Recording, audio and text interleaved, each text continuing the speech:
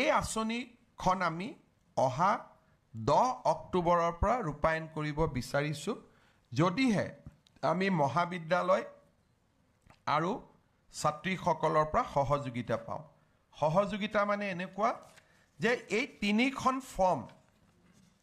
Higher secondary এটা বিশেষ আমি আজিয়ে স্কুল কলেজত বিতৰণ কৰি আছোঁ যে বিভিন্ন গ্ৰেজুৱেটৰ কাৰণে এটা পাৰ্টিকুলাৰ কালাৰৰ ফৰ্ম এখন MSCৰ কাৰণে এটা পাৰ্টিকুলাৰ কালাৰ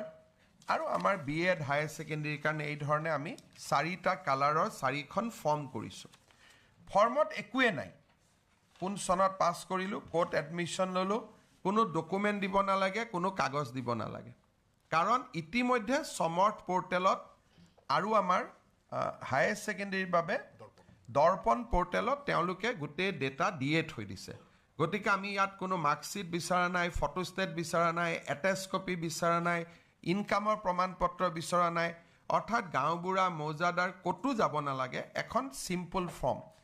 ইয়াত মাত্ৰ এটাই আছে যে দেউতাক মাকৰ এটা সহি লাগে যাতে দেউতাক মাকে গম পায় যে চৰকাৰে ইমানখিনি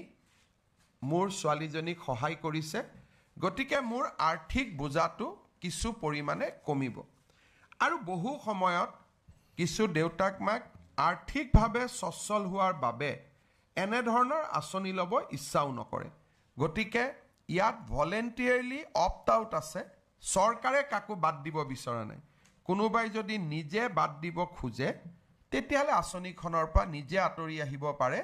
কিন্তু আদাৰৱাইজ ই এটা ইউনিভাৰ্চেল স্কিম অৰ্থাৎ higher secondary first year degree first year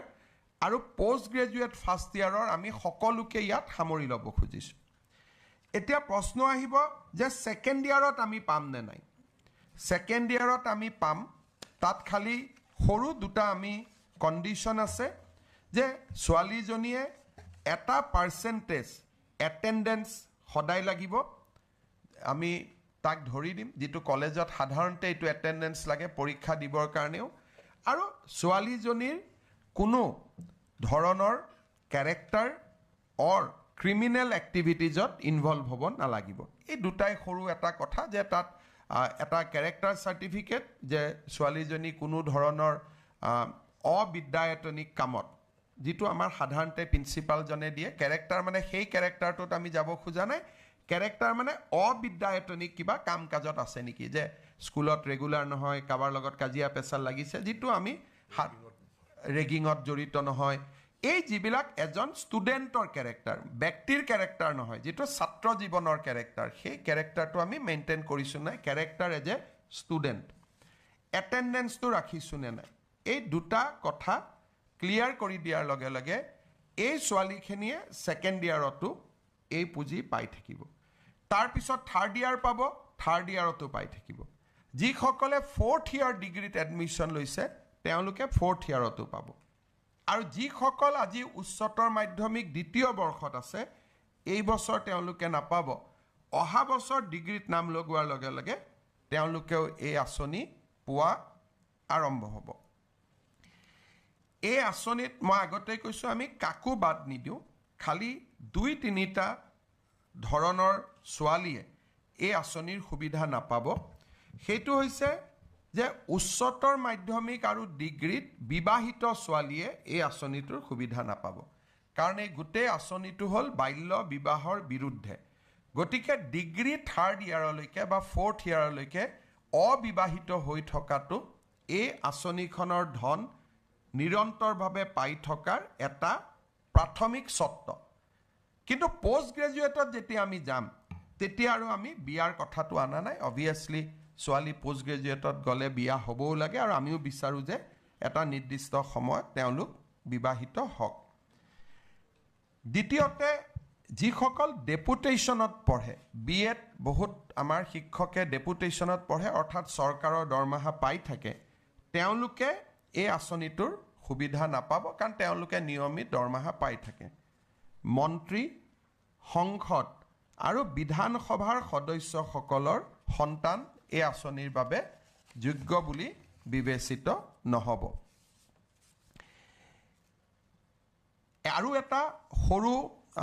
বৰ্গ এই আঁচনিটোৰ অধীনত নাহে সেইটো হ'ল যিসকলে হায়াৰ ছেকেণ্ডেৰীত ফাৰ্ষ্ট ডিভিজন পোৱাৰ কাৰণে স্কুটি এখন পাব। কাৰণ স্কুটি আমি 60,000 টকা দিয়েই দিওঁ, গতিকে তেওঁলোকক আৰু এই আঁচনিৰ আমি অনা নাই। আৰু বিয়া নহৈ পঢ়ি থাকিবৰ কাৰণে স্কুটিখনেই এটা যথেষ্ট ডাঙৰ প্ৰেৰণা, গতিকে দ্বিতীয় প্ৰেৰণা এটাৰ প্ৰয়োজন আমি নাই বুলি ভাবিছোঁ। গতিকে হায়াৰ ছেকেণ্ডেৰীত যিসকলে স্কুটি পাব তেওঁলোকো এই আঁচনিটোৰ অধীনত নাহে, কিন্তু এই বছৰ আমি নৱেম্বৰ মাহৰ ভিতৰতে সকলোকে স্কুটি আমি দি দিম, যাতে আজি তেওঁলোকো আমাৰ মাজত আছে, তেওঁলোকে ভাবিব যে স্কুটিখন আমি কেতিয়া পাম। আমি নৱেম্বৰৰ 30 তাৰিখৰ আগতে আমি স্কুটিখন দিয়াৰ ব্যৱস্থা কৰিম। এতিয়া এই আঁচনিত কোনে কিমান টকা পাব? যিসকলে একাদশ শ্ৰেণীত নাম লগাইছে তেওঁলোকে 10 মাহ প্ৰতি মাহত 1000 টকাকৈ পাব। তাৰমানে 10,000 rupees তেওঁলোকে পাব, বাট পাৰ মান্থ 1000 টকা কৰি তেওঁলোকৰ বেংক একাউণ্টত আমি ট্ৰান্সফাৰ কৰিম। বেংক একাউণ্টত টকা ট্ৰান্সফাৰ কৰিলে এটা ডাঙৰ সুবিধা হ'ল যে প্ৰত্যক্ষভাৱে পাব পাৰি। অসুবিধা হ'ল কেতিয়াবা আমি যদি একাউণ্টটো KYC কৰি নাথাকোঁ, একাউণ্টটো বন্ধ হৈ যায়, টকাটো পোৱাত অসুবিধা হয়। গতিকে ছাত্ৰীসকলে প্ৰতি 6 মাহত যাতে একাউণ্টটো KYC কৰি ৰাখে, যিটো ন' ইউৰ একাউণ্ট বুলি কয়, তাৰ বাবে মই অনুৰোধ কৰিম। স্নাতক প্ৰথম বৰ্ষত যিসকলে নাম ভৰ্তি কৰিব তেওঁলোকক আমি 1250 টকাকৈ আমি দিম। আৰু স্নাতকোত্তৰ পাঠ্যক্ৰমত যিসকলে নাম ভৰ্তি কৰিব বা BEdত যিসকলে তেওঁলোকে নাম ভৰ্তি কৰিব তেওঁলোকক আমি 2500 টকা 2500 টকা দিম। অৰ্থাৎ 2500 টকা মাহত পালে PG পঢ়া ছোৱালী এজনীৰ জীৱনটো বহুত সহজ হৈ পৰিব। আৰু এই উদ্দেশ্যে এই আঁচনিখন আমি আৰম্ভ কৰিব খুজিছোঁ। জুন আৰু জুলাই মাহত এই আঁচনিখনৰ পুঁজি আমি নিদিওঁ, কাৰণ সেইটো গৰম বন্ধৰ সময়, ছোৱালীসকল ঘৰতে থাকে। জুন জুলাইত নিদিওঁ, বাকী 10 মাহ বা বছৰটোৰ বাকী 10 মাহৰ পুঁজি আমি তেওঁলোকক যোগান ধৰিম। এই বছৰ মই আগতে কৈছোঁ যে আমি 10 অক্টোবৰৰ পৰা আৰম্ভ কৰিব খুজিছোঁ আঁচনিখন প্ৰথম। মই আশা কৰোঁ যে আমি যাতে 10 অক্টোবৰৰ পৰা এই আঁচনিখন ৰূপায়ণ কৰিব পাৰোঁ, তাৰ বাবে আগষ্ট মাহৰ 30 তাৰিখৰ আগতে প্ৰপত্ৰসমূহ যাতে পূৰণ কৰি আমাক দিয়ে, কাৰণ গোটেই ছেপ্টেম্বৰ মাহটো আমাক ভেৰিফিকেশ্যনৰ কাৰণে লাগিব।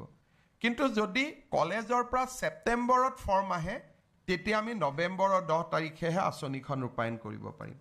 10 তাৰিখ দিনটো কিয়? 10 তাৰিখে আমি অৰুণোদয় দিওঁ, পেঞ্চনো দিওঁ। ইয়াৰ লগতে নিযুত মইনা আঁচনিখনৰো ধন তেওঁলোকে 10 তাৰিখে পাব পাৰিব। মই আগতে কৈছোঁ যে ফৰ্মখনত একোৱেই নাই, ফৰ্মখনত খালি নামটো দিব লাগে, বিবাহিত অবিবাহিত লিখিব লাগে, দেউতাকৰ নাম লিখিব লাগে, নেম অফ ফাদাৰ লিখিব লাগে, ৰিলিজন লিখিব লাগে, মোবাইল নাম্বাৰটো দিব লাগে, এড্ৰেছ দিব লাগে, আধাৰ নম্বৰ দিব লাগে, বিধানসভা সমষ্টিটোৰ নাম দিব লাগে, কলেজখনৰ নাম দিব লাগে, বিশ্ববিদ্যালয়খনৰ নাম দিব লাগে, ৰেজিষ্ট্ৰেশ্যন নম্বৰ দিব লাগে, একাউণ্ট নম্বৰ দিব লাগে। অৰ্থাৎ আজি ইয়াতে গোটেই ছোৱালীসকল, কলেজসমূহৰ ছোৱালী আজি আমাৰ লগত জড়িত হৈ আছে, বহি লগে লগে লিখি দিব পাৰে। খালি এক ৰাতি ঘৰলৈকে লৈ যাব লাগিব, কাৰণ দেউতাক মাকৰ চহীটো লাগিব। তাৰপিছত প্ৰিন্সিপালসকলে ভেৰিফিকেশ্যন কৰি আমাক ফৰ্মখন গতাই দিব। মই শিক্ষামন্ত্ৰী ৰণোজ পেগু ডাঙৰীয়াক ধন্যবাদ জনাইছোঁ যে অত্যন্ত কম সময়ৰ ভিতৰতে আজি এই আঁচনিটো আমি ৰাইজৰ সন্মুখলৈ উলিয়াই দিব পাৰিছোঁ। লোক আঁচনিখনৰ মূল কেন্দ্ৰবিন্দু ছাত্ৰীসকলৰ পৰাও মই সহায় সহযোগিতা বিচাৰিছোঁ।